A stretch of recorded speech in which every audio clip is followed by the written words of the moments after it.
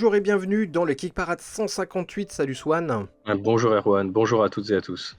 158, ça commence à faire là. On Ah, on n'est approche. plus tout jeune, on n'est Bah, plus tout jeune. ouais, c'est ça. On va prendre notre retraite avec Kick Parade. Oui, je disais énormément de nouveautés. Je pensais que là, la fin juin, ça allait se calmer, mais en fait, pas du tout. Donc voilà, on a du travail sous une écrasante chaleur. On fera évidemment un tour dans les nouveautés, le top 10. On fera un petit rattrapage aussi d'un jeu qu'on a loupé la semaine dernière, même si la campagne va se terminer le temps que l'émission finisse. Mais bon, ça me tenait à cœur parce qu'on l'a loupé, c'est quand même dommage. Et puis il y aura un Let's Pledge de toute façon, donc voilà, ça sera rattrapable. On va commencer par la 10e place avec un gros jeu qui s'appelle Europa Universalis. C'est sur GameFound. Il en est à 380 000 euros, 1797 contributeurs. Il est là pour 10 jours. Et ben c'est un énorme jeu de gestion de territoire bac à sable, un peu à la comment ça s'appelle, Total War en jeu vidéo. Oui. Bah, ceci dit, il me semble que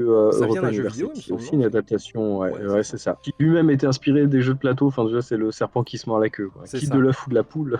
Oui, ça, à la base, on va dire, si on veut revenir, c'est risque, un petit peu. Oui, on retrouve certaines mécaniques, mais bon, on va faire attention parce que tu sais, risque c'est un peu comme Monopoly, Oui, tu je vois, sais que c'est c'est des trucs comme ça, péjoratif. si on dit ça, les joueurs ils vont mal le prendre. Non, mais en plus, je parle vraiment si on veut revenir à la base, parce que dans Europa Oui, je suis d'accord. Universalis, c'est gigantesque les possibilités de jeu. Donc c'est l'Europe, évidemment, vous avez vos royaumes, vous essayez de vous étendre, mais c'est comme Total War, le jeu vidéo. Vous pouvez tout faire, vous pouvez étendre vos cités, vous avez carrément, vous pouvez changer les rois vieillissent, c'est quand même assez hallucinant, quoi. Vous pouvez faire des alliances, enfin vous pouvez tout faire, c'est monstrueux. Je pense que les règles doivent être assez costauds. C'est du gros jeu, mais moi j'aime beaucoup, tu vois, bah voilà, tu ramènes 2-3 potes à la maison, tu joues toute l'après-midi. Et moi ça me va. Là, le jeu est très impressionnant au niveau de ses possibilités. Alors ils en profitent parce que c'est un reprint, ils en profitent pour sortir une extension, Defying Destiny Expansion, qui est pas de la petite extension. Il y a 260 cartes, il y a des nouveaux modules de scénario, parce qu'il y a aussi des scénarios. Il y a même un livre qui vous propose des stratégies. C'est tellement Oui. énorme comme jeu que vous avez un livret à part pour vous donner des tuyaux sur le gameplay, quoi. Ça veut dire ce que ça veut dire quand même sur la complexité du truc. Bon, en tout cas, dans son genre, c'est un must. Si vous aimez Oui, clairement. ah ouais, Ouais, les ouais. gros jeux de prise de territoire, de gestion bac à sable historique, là ça s'impose. Oui, puis on retrouve en plus certaines mécaniques qu'on pourrait presque associer à civilisation, avec un Ouais, système d'âge qui va passer au fur et à mesure des tours. ouais, Et donc, du coup, en fonction des âges, vous allez avoir des objectifs, des missions qui sont pas tout à fait les mêmes. Ça va avoir une incidence sur le plateau. ouais, c'est Et tout très ça, encore impressionnant. une fois, peut être agrémenté, on va dire un peu plus réglé par le biais des scénarios dont tu parlais tout à l'heure. Tu vas un peu composer tes différents decks et du coup, tu vas plus te retrouver dans des situations dont tu auras plus ou moins connaissance et qu'il faut que tu arrives à anticiper sur plusieurs tours. Enfin voilà, donc si vous n'êtes pas complètement non plus adepte de l'aléatoire, il y a complètement une possibilité de réduire au minimum cet aspect-là du jeu pour partir sur quelque chose de beaucoup plus stratégique. Ah oui, c'est un vrai jeu de stratège. L'édition de base est à 135 euros, bon, ce qui est normal, parce que c'est un jeu avec beaucoup de matériel. Pas de VF malheureusement.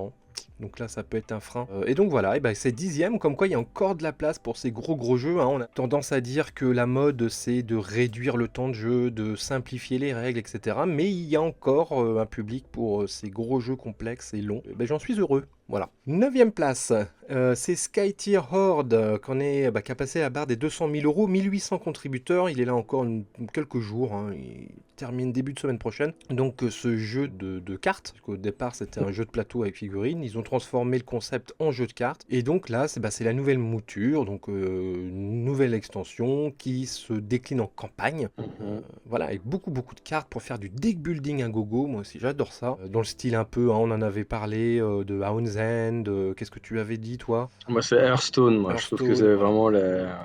La filiation est évidente, on va dire. Voilà, donc moi je trouve que c'est plutôt. Enfin, ça donne envie, quoi. Et il y a une VF. 8e place, c'est Unstoppable, encore de la carte, quoique de la carte, on avait dit que c'était entre de la carte et de la tuile. C'est le nouveau jeu de John Declare, donc l'auteur de Mystic Vale et de Dead Hum. Reckoning. Et donc là c'est du boss battler, pardon, dans un monde de science-fiction. Et vous allez pouvoir améliorer vos cartes, puisqu'il y a une encoche sur la droite, et vous allez pouvoir superposer vos cartes, et ça va vous donner de nouvelles possibilités sur vos personnages. Voilà, encore une fois, John D. Clair s'amuse hein, avec le matériel, puisque dans Mystic Vale, c'était des cartes transparentes qu'on mettait par couche pour donner des nouveaux pouvoirs aux personnages. Là, c'est une technique un peu différente, mais finalement, c'est un peu la même idée, quoi. Ça marche très bien. On a quand même un sacré succès. Ouais. Les stretch goals, ils tombent petit à petit. D'ailleurs, au point où il a les 2 nouveaux stretch goals qui sont annoncés, donc c'est un nouveau personnage. Donc, comme on va jouer des personnages asymétriques, etc., on imagine bien que ça va rajouter encore plus d'asymétrie dans le jeu. Et carrément une boîte pour ranger tous les stretch goals qui sont débloqués. Ah, ouais. Donc, je pense qu'ils sont tout à fait conscients du succès de la campagne et ils savent très bien que là, il reste encore une semaine. Mais souvent, cette dernière semaine, c'est une semaine assez décisive hein, sur ce genre de campagne. 1900 contributeurs, je pense qu'il y a. C'est le genre de jeu qui peut facilement en récupérer 1000 là dans les 6 derniers jours. C'est un beau succès. Mais après, c'est vrai que le jeu, bon, même si on avait critiqué qu'il y avait un peu à boire et à manger au niveau des illustrations, en tout cas sur la nouvelle manière, parce qu'on rappelle, hein, Mystic Vale, c'était à la base de cartes qui étaient moitié transparentes, que vous allez superposer. C'était une super idée, mais malheureusement, en termes d'ergonomie, c'était pas toujours super efficace. Et là, ils ont opté pour un nouveau style de carte. C'est assez intéressant de voir si, après ce jeu-là, on va le voir se démocratiser au même titre que Oui, les cartes de Mystic Vale s'étaient étendues à d'autres styles de jeu. c'est ça. On va voir si le concept va être repris plus tard. Bon, bah voilà, bah écoute, comme tu l'as dit, il reste 6 jours et il a déjà généré 120 000 euros. Que tout va bien pour Unstoppable. 7ème place, on l'a vu la semaine dernière, c'est Ada's Dream. Donc le jeu sur la dame britannique qui a inventé le tout premier ordinateur, entre guillemets, on dira plutôt calculateur, Ada Lovelace, dans les années 1840. Donc c'est un jeu de gestion où vous allez devoir, je sais pas, gestion, puzzle game, je sais pas comment on peut qualifier ça, ressources, je sais pas, c'est un peu de tout ça. Il va falloir construire votre machine hein, sur le plateau central, petit à petit, mettre des rouages. Et pour cela, il va falloir faire une des 4 actions au cours du jeu qui a autour de ce plateau central. Donc visiter des universités, publier des papiers scientifiques, recruter des collaborateurs, trouver de l'argent, évidemment. Voilà, donc ce jeu, il séduit plutôt, hein, parce qu'il a augmenté. Il vient de passer pile les 2000 contributeurs, 139 000 euros, et il reste quelques jours, 6 jours, ouais, avant la fin. Donc voilà, et puis voilà, il monte. Ils ont indiqué que le mode solo était désormais disponible sur Tabletop Simulator. Donc, si ça vous intéresse, vous pouvez essayer. Et puis voilà. 6ème place, gros centré, gros jeu. C'est Explore It, The Mountains of Godai. J'imagine qu'on dit ça comme ça. 377 000, alors là c'est dollars, mais bon, c'est à peu près la même chose en euros. 2000 contributeurs et il est là pour 15 jours. Donc Explore It, c'est pas la première fois qu'on le voit celui-là. Hein. Non. Et là, effectivement, vous verrez, mais il y a même la possibilité de racheter tous les composons. Et c'est vrai, quand on voit qu'est-ce que ça constitue. À ce niveau-là, mais on n'est pas loin. Enfin, on voit qu'il y a un nombre de boîtes incalculable. Et là, l'idée, c'est de proposer 2 nouvelles factions pour pouvoir jouer au jeu. Voilà, donc Explore It, en fait, je crois que le premier était sorti en 2017. Donc nous, on n'a pas connu. Kickpara n'existait pas encore. Mais on a connu la suite, hein, puisqu'ils avaient fait une 2e campagne. Et c'était assez... Alors, c'est pas complètement novateur, parce qu'il y avait déjà des jeux monde ouvert comme ça d'exploration, mais ça a fait partie quand même des premiers qui étaient aussi complets et aussi ambitieux. Hein. D'ailleurs, le titre est dans le jeu, hein, Hex, hein, évidemment, c'est les hexagones que vous allez rajouter petit à petit à force au fur et à mesure que vous allez découvrir le monde, et vous pouvez vraiment influencer sur toutes ces zones hein, de ce royaume, de cet univers, je sais pas comment c'est. Vous pouvez visiter des temples, évidemment affronter des créatures, hein, mais vous pouvez récolter des ressources, enfin, vous pouvez y retourner plus tard, vous avez vos spots préférés, enfin oui, c'est vraiment un monde ouvert, bon, à la limite du jeu de rôle, hein. évidemment, ça fait partie de ces jeux hybrides entre jeux de plateau et jeux de rôle. Voilà, Ouais. donc dans le style, il y en a beaucoup, hein, c'est un peu le revival en ce moment de ce genre de jeu. C'était il y a 2-3 ans, c'était très à la mode. C'est des jeux qui coûtent évidemment assez cher, normal, parce qu'il y a beaucoup de composants. Là, on est sur un pledge. Alors, il y a un pledge élémentaliste à $124. Ouais, faut récupérer le standalone ainsi que les deux factions. Après, vous pouvez les avoir à moins cher si vous êtes intéressé que par l'une des deux factions. C'est à vous de voir. Là, ils ont vraiment accentué sur le côté tower defense Ouais. dans cette mécanique-là. Et je trouve qu'il y a quelque chose qui est aussi assez intéressant dans la communication autour de cette page parce que les factions sont inspirées, on va dire, de civilisations qu'on a connues. Donc, il y en a une qui est très inspirée d'une civilisation japonaise et l'autre beaucoup plus d'une civilisation maya ou aztèque. Oui. Et ce qui est assez amusant, c'est que pour le coup, c'est la civilisation, on va dire, sud-américaine qui est la plus mise en avant. Et alors que d'habitude, on connaît, tu vois, le Japon, Oui. c'est le truc qui fait vendre. Ouais. Et là, ils se sont dit non, on va mettre sur la miniature, c'est l'espèce d'immense Quetzalcoatl, toute la campagne, même la boîte de standalone. Et je trouve ça vraiment Enfin, c'est risqué, mais c'est vraiment une bonne idée parce que je trouve que c'est le style d'univers qui mériterait à être développé de plus en plus dans le jeu de plateau. Vraiment à faire, il y a tout un bestiaire, il y a plein de trucs autour des divinités, autour de la civilisation qui sont exploités. Je dis pas que la civilisation japonaise, c'est pas le cas, je suis moi-même grand fan de ça, mais c'est vrai qu'on l'a un peu vu essorer sur tous les sens et c'était une bonne idée de vraiment accentuer sur l'autre. Vous pouvez prendre la totale pour 600 balles. Hein. Voilà. Si vous avez 600 balles à claquer avant l'été, vous savez ce que vous pouvez faire. Ok, alors 377 000 euros donc pour ce Explorid qui, voilà, hein, qui vient d'entrer de manière fracassante dans le classement. 5e place, une autre entrée hein, qui est assez impressionnante, c'est Blood. On est toujours sur GameFound hein, comme Explorit. Donc GameFound qui est assez présent dans le top 10 hein, cette semaine. Hein. On voit bien que ça grignote de plus en plus. Avant il y avait un jeu, deux jeux GameFound. Là c'est pas rare que ça soit la moitié du classement maintenant GameFound. Hein. Et donc Blood, donc c'est le nouveau jeu de Ludus Magnus Studio. C'est eux qui avaient fait notamment Black Rose War. Donc un jeu qui avait assez marqué. On reconnaît tout de suite l'univers hein, parce qu'ils sont très orientés sur justement cette renaissance un peu italienne. Ouais. Et là, ils peuvent pas renier les influences. On voit que tout fait partie un peu du même monde. Hein. D'ailleurs, c'est leur objectif. Oui, ils veulent un peu tout homogénéiser. Voilà, ils avaient fait aussi DEI, hein, qui n'était pas du tout dans le même univers là par contre, mais bon. Et puis ils ont toujours leur Nova Aetas qui est toujours pas, enfin la seconde wave est toujours pas fourni, hein, toujours pas livré. Alors que je crois que c'était leur premier jeu, mais ils ont eu des gros problèmes. Bah, évidemment, ça fait partie de ces jeunes éditeurs qui avaient pété les plombs à l'époque et qui avaient fait des jeux énormes, beaucoup trop lourds pour leurs frêles épaules. Et donc là, ils rattrapent un peu le coup. Hein. Bon, ils ont pas coulé hein, par rapport à d'autres qui ont essayé de faire la même chose. Ils ont tenu le coup. Puis ils ont eu Black Rose War qui a très bien marché. Je pense qu'il les a confortés dans le fait de continuer. Mais bon, c'est un éditeur voilà, qui revient un peu de loin. Hein. Et puis il y a Runar aussi qui n'est pas livré encore. Bon voilà, il y a quelques jeux qui sont pas encore livrés, ils font beaucoup de choses. Après ils ont livré aussi des jeux, hein, des gros jeux. Là on est dans un univers, comme tu le disais, Renaissance un peu, mais un peu dans le monde forain.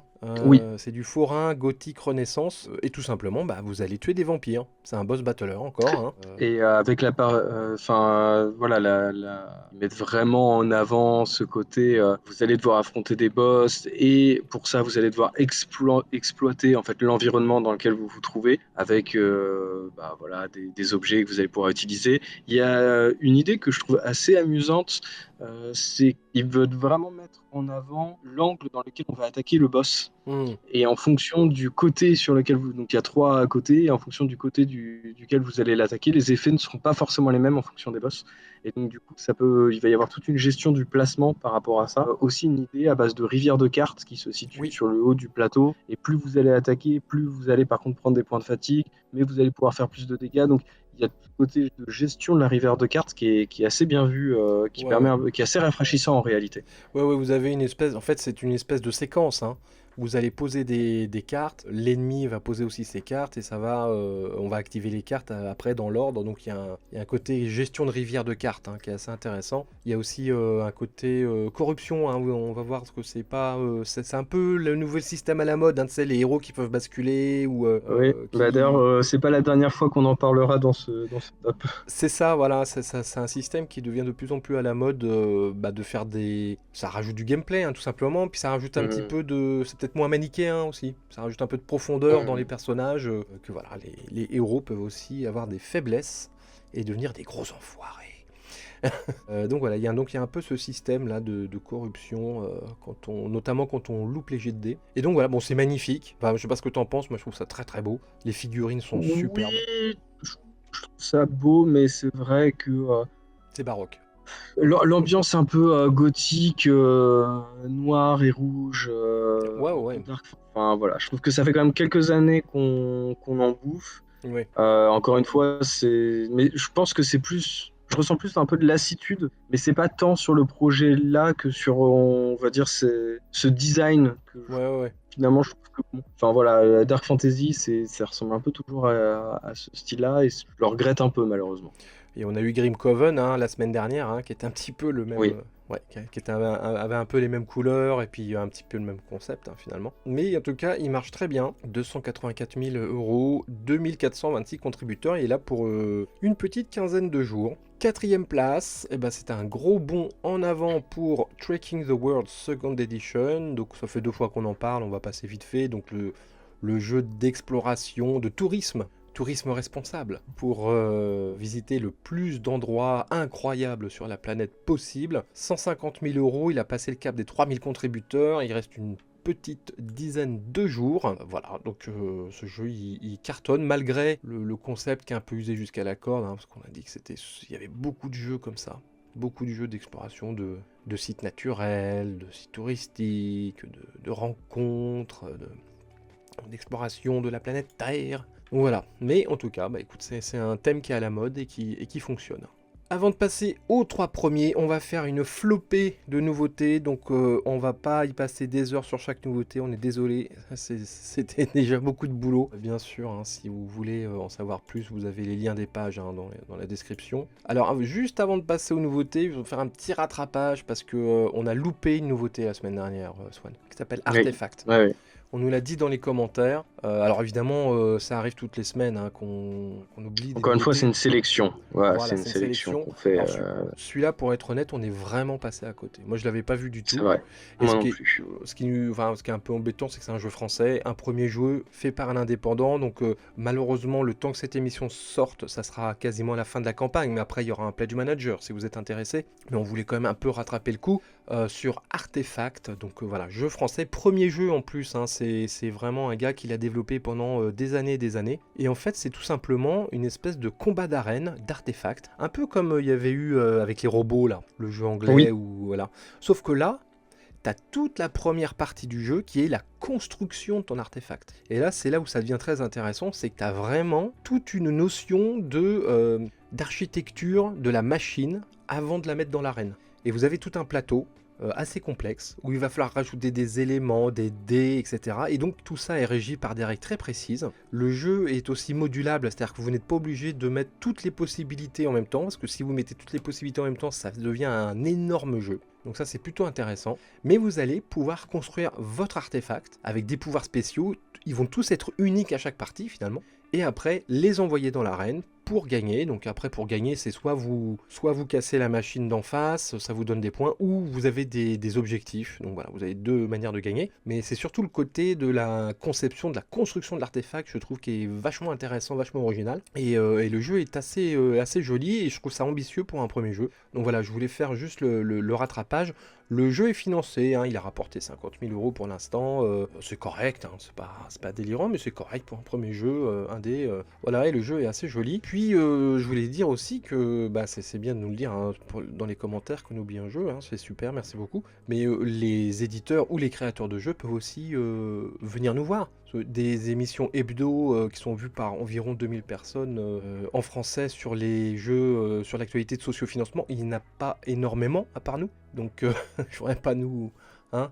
On n'a pas l'habitude non plus de se la péter, mais il y a un moment donné, on peut pas tout faire non plus, hein. Si les gens ils veulent qu'on parle de leur jeu, bah, il y a une émission qui est relativement écoutée et qui parle que de ça. Donc c'est quand même pas très difficile de nous trouver. Et donc nous, on accueillera bah, voilà, les créateurs et puis les projets avec plaisir. En tout cas, pour Artefact, ça y est, c'est fait, on a rattrapé. Alors on passe aux nouveautés. Alors on parlait d'Europa Universalis tout à l'heure, un énorme jeu de stratégie sandbox. Et ben il y en a un autre. Il y en a un autre sur Oui. Kickstarter qui s'appelle Et Imperial j'ai presque, Borders. ouais, et j'ai presque envie de dire, si déjà Europa Universalis, ça vous avait un peu intimidé, mais alors là, vous êtes pas prêts. Euh, C'était les designers d'un autre jeu qu'on avait vu qui s'appelait War Room. On en avait parlé il y a Oui, quelques temps. Un avec cette gros énorme jeu carte en cercle là. ouais, sur la Seconde Guerre mondiale. Donc c'est un jeu qui est Wargame. très cher, hein. Je veux dire, le jeu de base là, il est à 265 €, mais le concept est extrêmement cool, puisqu'en fait, vous allez jouer en 5 manches les quelques années qui précèdent le congrès de Vienne. Pour ceux qui s'en souviennent pas, en fait, le congrès de Vienne, c'était suite à la destitution de Napoléon Ier et sa défaite. Il régnait à l'époque sur l'Europe, il avait placé sa famille un peu partout. Et du coup, c'était tous les pays vainqueurs qui se sont dit, bon, bah, aujourd'hui, Napoléon est plus là, il faut qu'on se répartisse l'Europe. Le gâteau. Et pour ça, voilà, ils avaient fait le congrès de Vienne pour, en gros, se mettre d'accord sur qui prend quoi, qui a le droit à quoi, etc. Donc là, eh ben, vous allez devoir faire ça, mais pour pouvoir peser au moment du congrès, eh ben, il va falloir être malin, commencer à disposer des troupes, développer des villes, se placer au bon endroit. Donc voilà, c'est vraiment un jeu de pression, de préparation pour effectivement Un jeu cet politique. événement. Et voilà, oui, c'est ça. C'est vraiment c'est un jeu politique Wargame dans tous les sens politique. du terme. Et vous allez évidemment incarner les différentes nations. Et pas la France Et évidemment. chacun va avoir un peu son gameplay. Je sais plus si à la France. Enfin, bah, ça serait pas bête qu'il y ait Bah, un peu. on Mais était les perdants nous, donc ça m'étonnerait quand on même. a été Ah les si, à la perdants, mais il France. fallait bien qu'on garde un. Si, à la France, bah oui, parce qu'ils ont Ouais, bien dû négocier pour essayer ouais, c'est vrai. de garder quelques territoires, hein.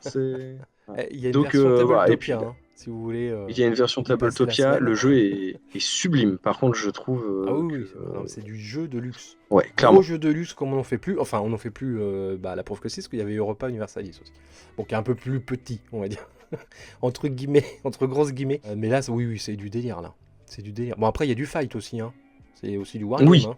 Ouais. C'est pas que Bah, du politique, c'est hein. vraiment, c'est pas que du politique, mais en fait, voilà, la guerre fait partie des différentes stratégies que vous pouvez Hmm. mettre en œuvre. Bon, évidemment, il faut que vous habitiez bah, soit un entrepôt, soit un loft de 400 Soit un mètres carrés, manoir. soit un manoir, pour pouvoir mettre ça sur une table. Mais en tout cas, voilà. Bon. Allez, on repart sur Kickstarter avec un peu aussi un jeu de prise de territoire, d'influence, etc. Mais alors beaucoup plus, on va dire, à taille humaine. Il s'appelle Yield Battle for Oshra and Artbook. Donc il y a un artbook avec le jeu. Et ben pourquoi il y a un artbook? Parce que c'est tout un univers qu'ils ont développé depuis quelques années, puisque ça se situe voilà, dans le même monde que Hidden Leaders. Je ne sais pas si tu te souviens de ce petit jeu Si, tout à fait. qui était vachement bien. J'ai trouvé ça très réussi. Il y avait Almost Innocent aussi. Et donc dans Yield, eh ben, vous allez... alors c'est plutôt un jeu de prise de fortification, si j'ai bien compris. J'ai pas été à fond parce qu'il y a beaucoup de nouveautés, je vous avoue. J'ai pas pu regarder les gameplays de chaque jeu. Voilà, donc si vous avez aimé Hidden Leaders et Almost Innocent, si vous aimez bien cet univers, le graphisme, etc., bah voilà là, un peu la suite, hein, si vous voulez, de tout ça avec Yield. Donc il en est à 476 contributeurs, le jeu est financé, et voilà, et ça se passe sur Kickstarter, il reste 20 jours, donc on va peut-être en reparler, on sait jamais. Toujours sur Kickstarter, on va prendre l'air, un grand bol d'air, avec Pix. Alors Pix, bah, c'est un peu toujours dans la même tradition de Trekking the World, à savoir tourisme, mec. Découverte. Ouais. Donc là, C'est même pire, c'est l'optimisation du tourisme. l'optimisation du tourisme. Non, là, alors là, c'est centré sur les montagnes. Oui. Votre but est de gravir le plus de pics sur la planète. Donc évidemment, les montagnes les plus connues, hein. Voilà, et pour cela, bah écoutez, vous avez, je crois que vous avez 3 actions. Vous pouvez vous reposer hein, pour reprendre des forces, vous pouvez vous préparer, donc vous avez de l'équipement, vous pouvez être accompagné de compagnons. Et après, vous avez évidemment la montée de la pente. Voilà, donc si vous aimez les jeux d'alpinisme, en plus de jeux... comment on pourrait appeler ce style de jeu découverte, je sais pas. Faudrait qu'on trouve un nom pour ce genre-là. Ouais, Genre j'aimais bien l'idée de trekking en fait. Enfin, trekking, finalement, ouais. Bon, ouais, c'était pour oui, trouver ou un de mot français, randonnée en quoi, mais bon. fait. Ouais, de randonnée peut-être. Randonnée, voilà. Ouais. Des jeux de randonnée, voilà. Ouais. Allez, c'est parti. De voyage. C'est parti, deal. Donc voilà, le jeu est enfin le plateau est assez épuré. Moi, je trouve que Mhm. c'est pas désagréable. Puis Mais j'aime bien cette idée d'avoir une rivière de cartes avec un peu toutes les montagnes connues. ouais, Vous allez en piocher une et puis après chacun va un petit peu jouer dans son coin. Ça n'a pas l'air d'être un gros jeu d'interaction et non. de trahison. On reste quand même toujours dans cette optique très calme de ce Ouais. style de jeu finalement. Et puis finalement, je sais que si tu montes enfin si tu grimpes sur une montagne avec un adversaire, bah ça t'aide quand même. Parce que Hmm. tu dépenses moins de jetons de fatigue. Parce que c'est un peu ça, c'est un peu la ressource du jeu, c'est la fatigue. Donc voilà, donc c'est un truc un peu semi-coopératif. Donc voilà, donc c'est intéressant, c'est une thématique qu'on a déjà vue, hein, l'alpinisme, mais qui reste relativement rare quand même. Sur quoi on va passer Eh ben tiens, sur Kickstarter, ça va être à ton tour de parler. Parce que nous partons Je au te laisse Japon. reprendre ton souffle. Merci. Oui, entre deux voyages, on fait une petite pause et qui dit petite pause dit évidemment café. Du coup, je vais vous parler de Ginza Retro Café. C'est un jeu japonais dans lequel vous allez devoir gérer votre salon de thé café dans le quartier de Ginza, qui est assez réputé pour ce genre de petits espaces de restauration. L'idée, c'est que vous allez devoir gérer votre magasin. Tout va commencer par un lancer de dés et puis, en fait, voilà, vous allez devoir optimiser les placements. Vous allez avoir des visites de clients qui vont être représentés par des cartes. Vous allez devoir les satisfaire leurs envies et en fonction du niveau de satisfaction, ça va vous rapporter des points, sachant que chacun des personnages va incarner un personnage différent pour ajouter un peu d'asymétrie qui vont avoir leurs avantages, leurs inconvénients. Il y a la possibilité de jouer en coopération ou en compétition. Le design est assez épuré, il marche plutôt bien et c'est vrai que beaucoup de gens ne le savent pas forcément, mais c'est vrai qu'au Japon, il y a vraiment cette culture café, du salon de thé dans lequel on s'arrête pour juste prendre ce genre d'espace. C'est pas un PMU, c'est pas un bar, mais c'est vraiment un salon de thé café, comme en fait, on en voit de moins en moins par chez nous. Et donc, du coup, ça explore vraiment cette thématique avec un design pareil, très épuré, très japonais. Hein. Oui, Vous c'est un savez que vrai les jeu jeux japonais, japonais ils d'ailleurs, aiment hein. beaucoup jouer. Voilà. C'est un jeu Ouais, qui les vient du Japonais, Japon. ils aiment bien ce style-là. Voilà. Vous le reconnaîtrez au premier coup d'œil. On enchaîne avec qu'est-ce qu'on a dernier jeu alors sur GameFound, Fantasy Adventure Game Light and Darkness. Alors ça ne marche pas du tout. 36 non, ils en sont à 50 contributeurs, pardon, c'est pas du tout financé pour le moment, hein. Mais il est là 36 jours, donc peut-être que... Donc je l'ai mis parce que comme il y avait une thématique un petit peu jeu d'aventure sandbox, tu vois, cette semaine, il y avait pas mal de trucs comme ça. Mm. Donc je me suis dit, tiens, on va parler d'un qui marche pas, le pauvre. Et surtout que ça a l'air plutôt sympa, quoi. Vous avez un héros, vous faites... Enfin, vous créez votre petit groupe d'aventuriers, et puis bah, vous allez découvrir le monde. C'est un jeu de cartes, donc de découverte de cartes. Moi, alors pas dans le graphisme, mais je trouve qu'au niveau du concept, je pense que ça aurait pu quasiment être un Yosef Fari. Jeu très orienté solo, où tu vas dévoiler des cartes pour savoir ce qui va t'arriver. Et j'aime bien l'illustration, ça me rappelle un peu ce jeu là où tu dois trouver la sorcière, c'est Pagan. Ouais, Oui, je crois que c'est ça. c'est vrai. Et ça, voilà, c'est ce genre d'illustration, ce genre de graphisme, et je trouve ça assez chouette. Voilà, et le jeu est pas très cher. C'est un jeu polonais, donc ils ont pas de... Bon, pourtant, les Polonais, c'est les boss hein, en ce moment.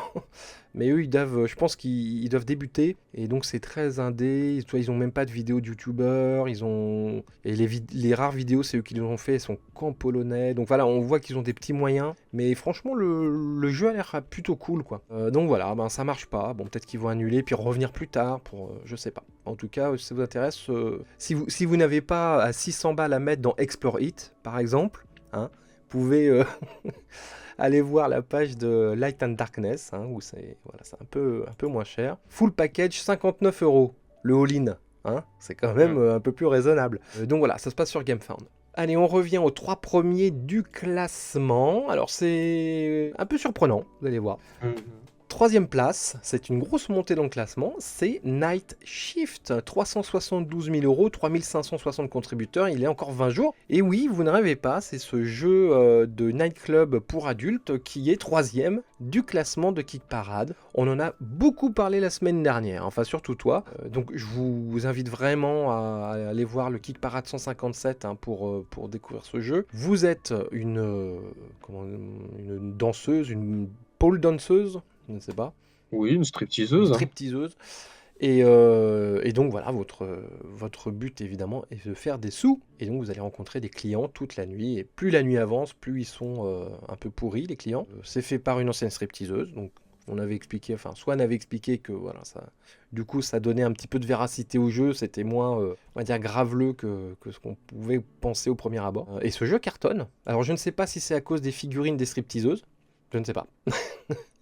En tout Oui, cas, puis je pense que le thème, finalement, il reste assez original. Bon, après, on sait que ce genre de thématique, actuellement, ça existe beaucoup sur le sociofinancement, mais plutôt pour la vente de figurines ou oui, alors de dérivés de jeux de rôle, etc. beaucoup de Mais figurines comme là, ça. ouais, là, ils ont quand même proposé un vrai jeu derrière, avec un gameplay qui a l'air un tant soit peu travaillé. Il y a toute une backstory qui, à mon sens, rajoute beaucoup d'intérêt à la Mm. proposition. Donc moi, ça m'étonne pas. Je suis pas fan du design général, mais bon, la thématique mérite de sortir des sentiers battus, donc c'est plutôt chouette que ça marche pour ça. Oh oui, bah on le voit pas tous les jours, hein, ça c'est sûr. Deuxième place, alors grosse entrée, carrément directement deuxième place, c'est Odalin, Dungeons of Doom. Et ben voilà, c'est notre nouveau gros jeu sandbox de la semaine, Dungeon Crawler, Land Crawler, très complet, hein. Très très très Ouais. complet, énorme. Ce qui est Figurines assez drôle, superbes, si on aime les figurines assez chargées, parce qu'elles sont assez chargées, très détaillées, mais dans leur catégorie, elles sont magnifiques. Enfin, pour l'instant, hein, parce que c'est les modèles. Qu'est-ce qu'on peut dire d'autre? Parce que bah, en fait, ce qui est assez drôle, c'est que ça va un peu cristalliser tout ce qu'on a déjà dit depuis le début de cette c'est émission. ça. C'est un peu le pot pourri, mais dans le bon sens du terme. Voilà, donc Dungeon Crawler, avec la particularité que vous allez incarner un personnage, mais aussi un démon qui va utiliser pour faire de la magie, utiliser sa puissance. Ouais. Et il va y avoir effectivement une jauge De tiens, je co- sais plus comment il s'appelle ça, mais Alors c'est le, de tu as corruption. l'âme Ouais, d'un côté et ouais. tu as l'âme d'un côté et la corruption. Ouais, la corruption, je crois. Ouais, c'est ça, la corruption. Et en fait, voilà. Donc, à tout moment, si vous gérez mal votre chose, vous allez avoir un monstre surpuissant, mais qui va passer qui va devenir un véritable danger pour les autres, qui va Mhm. créer du chaos sur le terrain. Donc, il va y avoir toute une gestion à quand est-ce qu'on doit utiliser ce genre de pouvoir. Il faut l'utiliser avec parcimonie parce que ça peut se retourner contre le groupe. Donc, encore une fois, voilà, c'est des choses qu'on a indiquées. Ça a l'air d'être la nouvelle mécanique un Oui. peu phare. Et au niveau du design, moi, j'ai un peu les mêmes reproches à faire que pour Blood. En fait, voilà, encore une fois, on est sur de la Dark Fantasy. Moi, le seul truc, c'est qu'au prime abord, j'ai cru, quand j'ai juste vu l'image, qu'il y a ce personnage qui est plus mis en avant, on dirait une espèce de Ganesh. Et je Mhm. m'étais dit, tiens, Dungeon Crawler, mais Dans le monde. autour de la mythologie indienne. Et c'est vrai, quand j'ai vu qu'après, bah, finalement, pas tant que ça, j'étais un peu déçu en réalité. Donc, ça a un peu biaisé mon point de vue sur le jeu, qui a l'air au demeurant chouette. Hein, si vous aimez ce style-là, il n'y a Bah, aucune raison que vous soyez dessus. ouais, ouais. Mais, ouais, voilà, encore une fois, je me dis, bon, c'est cool, mais ça va pas au bout de son inspiration. Parce qu'effectivement, de temps en temps, on voit des petits relais comme ça entre le royaume de Perse et l'Inde. Et puis, j'ai l'impression que assez vite, on retombe sur de la dark fantasy à l'européenne, assez classique. Je trouve ça dommage. Ouais, ouais, bon, en tout cas, au niveau du gameplay, c'est une espèce d'aboutissement de tout ce qu'on a vu là en ce moment, hein. Alors, comme on disait, là, l'équilibre entre le bien et le mal, hein, qui est assez Mm. intéressant, qui est assez nouveau dans les personnages. Le côté sandbox, le côté évolution des personnages, le côté je mets des cartes dans des trucs plastiques et ça me rajoute des pouvoirs, le côté un peu Gloomhaven avec les paquets de cartes qui évoluent. Enfin voilà, il y a tout ce condensé des dungeon crawlers et des jeux sandbox modernes. Donc voilà, bon, c'est très attirant, hein, évidemment, mais alors là, si vous prenez celui-là plus Explorite, Mm. ça va faire beaucoup. Alors celui-là a un gros avantage, c'est qu'il y a une VF. Il en est à 129 $, 129 $ pour la core box. Voilà, et si vous voulez la totale, c'est 220 $. On a vu pire dans le style, hein. au niveau prix. C'est normal que ça marche, c'est mérité parce que c'est du gros taf, hein, de développer des jeux comme ça, c'est un taf de malade. C'est le mec qui avait fait aussi Arena The Contest, qui avait très bien marché aussi, qui était un peu dans le même style, hein. Donc c'est peut-être aussi moins surprenant que le jeu marche direct, c'est parce que le mec a fait ses preuves et donc du coup ça veut dire que Arena The Contest était un bon jeu si les joueurs y reviennent sur, enfin s'il arrive sur son nom à attirer des backers comme ça. Alors qu'est-ce qui est premier? Qu'est-ce qui est premier cette semaine au milieu de tous ces wargames qui prennent 3 tables, de ces dungeon crawlers qui prennent 1 an à faire avec des figurines de partout? Mais qui a battu tous ces jeux? Eh ben c'est Mind Turtles les mecs. Mind Turtle est premier de Kick Parade cette semaine. Oui, vous avez bien entendu, le jeu à la con où tu appuies sur une tortue et peut-être que ça va faire boum et que tu vas perdre. Voilà, ça a battu tous ces gros jeux là. Tous ces jeux qui ont des années de développement, qui ont fait bosser des dizaines d'artistes, des milliers d'heures de gameplay, de tests. Et ben voilà, t'arrives avec une tortue en plastique avec un bouton et tu les niques tous. Ah, ça s'appelle un hold-up en Après, fait. et pourtant, c'est un semi-échec, parce qu'encore une fois, c'est un projet qui est porté par un YouTuber qui s'appelle Tom Ska. Et enfin voilà, il a 7 millions d'abonnés sur YouTube.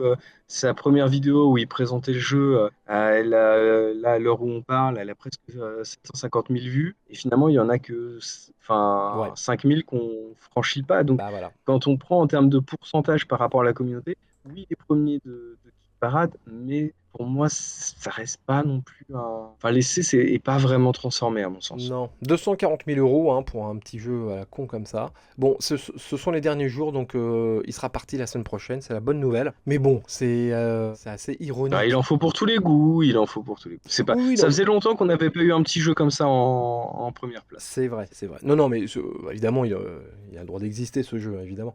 Mais ce que je veux dire, c'est que putain, c'est quand même assez injuste par rapport aux autres jeux où les mecs, tu vois, ils risquent leur chemise. Bon, bref, hein. Il n'y a pas de justice. C'est un monde impitoyable. Ok, bon bah voilà, Mind Turtle, premier Kick Parade, ça va changer la semaine prochaine. Dites-nous ce que vous pensez de toutes ces campagnes. Alors voilà, dites-nous ce que vous pensez des gros jeux d'exploration là, Explore It, comment ça s'appelle déjà le deuxième là, Odalin. Bon, il y a de quoi faire quoi. Il y a des gros trucs, il y a des commentaires à faire. Et puis voilà. Puis merci de nous avoir suivis. On se retrouve la semaine prochaine. Alors on sait pas comment on va gérer l'été encore, Swan, hein. Oui, bah, je sais pas On va voir. trop. Enfin, On va voir. De toute on façon, va ça s'en va se sortir. calmer. Donc, il y a un moment donné, ça a pu servir à grand chose qu'on fasse des kick parades toutes les semaines pendant l'été parce qu'il y aura plus grand chose. Donc, voilà. On continue tant que c'est un peu intéressant et qu'on peut. Et puis, on verra après. Voilà. Donc, Bon, bah, à la prochaine. à la semaine prochaine. Ouais, à la Ciao. semaine pro. Ciao.